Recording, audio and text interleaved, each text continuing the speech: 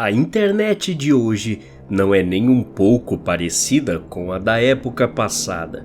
Era muito mais bizarro acessar sites e fazer coisas online. Os vírus de computador estavam recém-descobertos e tudo era novidade para todo mundo. Para se ter uma ideia, hoje o que chamamos de antivírus, as pessoas há uns bons anos atrás chamavam de vacina, pois acreditavam que o vírus do computador fosse como uma doença que precisava de imunizante. No vídeo de hoje, você ouvirá relatos de pessoas que descreveram momentos assustadores diante de seus computadores.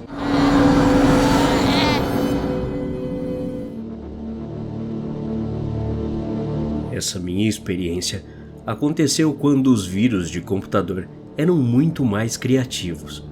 Na época, o computador que minha família toda usava ficava no meu quarto. Na verdade, agora que penso nisso, não tenho ideia do porquê sempre ficou lá. Acho que minha mãe não gostou dele na sala porque achou feio, sei lá. Enfim, minha mãe na época era quase completamente surda, então ela tinha que aumentar o volume muito alto das caixinhas de som para poder ouvir. Em uma noite, ela estava usando o computador antes de eu ir para a cama.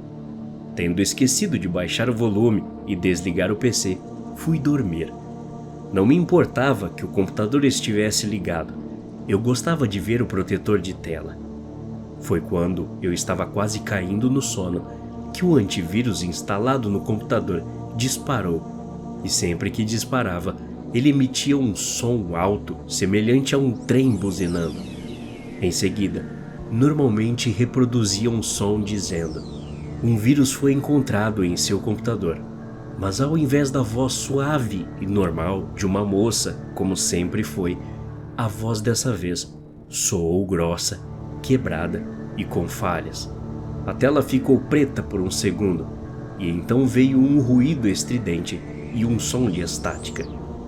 Tudo que apareceu na tela depois disso foi: "Você está morto", em enormes letras vermelhas piscando enquanto fazia esse som. Era um vírus, obviamente destinado a assustar os usuários, mas não sei porquê, isso me apavora até hoje. Desde então, não consigo dormir em um quarto com um computador que não esteja coberto e desconectado da tomada. A coisa mais assustadora que aconteceu comigo foi quando eu estava jogando no PC há alguns anos atrás. Um daqueles joguinhos de ficar fazendo coisinhas para ganhar outras coisas como de costume.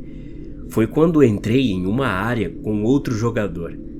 Conversamos um pouco até que o cara começou a falar umas coisas estranhas. Ele disse: "Você duvida eu abrir o CD do seu computador?" Eu pensei que ele estava blefando, então disse para ele ir em frente. A unidade de CD do meu computador realmente abriu sozinha depois disso. Sendo uma criança, fiquei apavorado por semanas sem encostar no computador.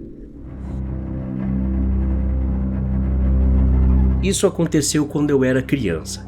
Lembro de estar navegando aleatoriamente na internet quando encontrei um site chamado Neopets.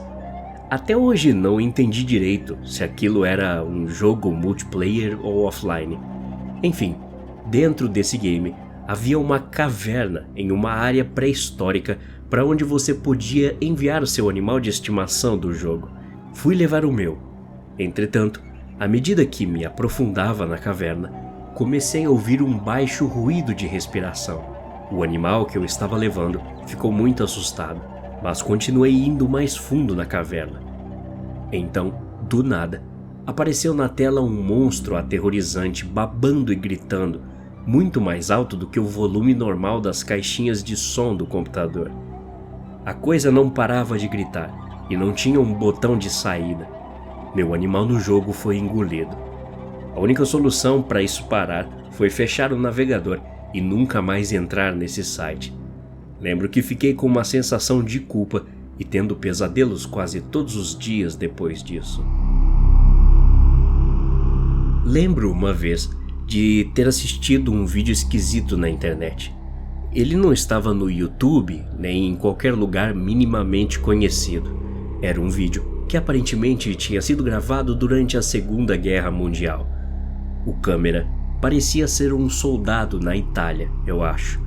Ele estava do lado de um penhasco filmando a área da praia logo abaixo. Então, algo estranho acontece. 3 pessoas saem da água, literalmente do nada, olhando diretamente para ele. O vídeo avança um pouco, depois corta e dá para ver que o soldado deixou a câmera gravando e foi entrar na água também. Ele entra direto na água. Não nada, apenas entra debaixo da água e desaparece. Nunca mais encontrei esse vídeo. Fico arrepiado só de pensar nisso. Encontrei uma história estranha em um tópico de um fórum uma vez. A história era sobre uma estranha família utópica, na qual o pai fazia muito sexo incestuoso com suas filhas para que pudesse expandir o tamanho de sua família. O texto começava descrevendo de maneira doentia como o cara fazia isso com as filhas enquanto a família assistia, e o objetivo era único: engravidá-las. A criança mais nova, chamada Suzy, tinha 5 anos e implorava ao pai para parar com aquilo. Foi nesse ponto do texto que comecei a me sentir extremamente mal. O pai leva a Suzy para um quarto isolado e toma uma pílula azul que o deixa maluco por ela. No final, Suzy está tão confusa com a experiência que robôs precisam consertar seu corpo quebrado para reverter o dano. Uma vez que as pílulas de estupro do pai passam, ele percebe como suas ações foram terríveis. E então, a história termina. Me senti meio fora do ar dias depois de ler essa história. Verdadeiramente, a pior coisa que encontrei na internet. Era a década de 90. Para mim, a melhor época para acessar a internet, mas também a mais aterrorizante. Não me lembro o que era muito bem, mas amava ver histórias escritas. Passava horas procurando uma que me deixasse no mínimo arrepiado.